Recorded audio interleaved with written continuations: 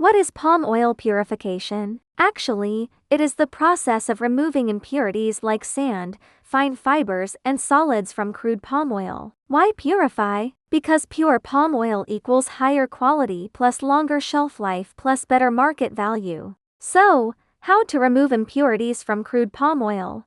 Henan Glory provides a specialized clarification system. It includes 3 parts: an oil clarification tank, a vibrating screen, and a plate filter. Crude palm oil first enters an oil clarification tank. It has a bottom inlet and a top overflow. Heavy impurities like sand, silt, and shell fragments settle along the conical walls. They collect at the bottom and get discharged regularly. Heating coils inside the tank keep the oil flowing. Then, the clarified oil overflows into a collection trough at the top. Next, the oil flows into a vibrating screen. It has a double-layer stainless steel mesh. A vertical motor makes it vibrate. This removes suspended impurities like pulp fibers and fine residues. Finally, the oil goes into a plate filter. It has filter plates and frames arranged alternately. Small particles and colloidal impurities are removed here. After this step, the palm oil comes out clear,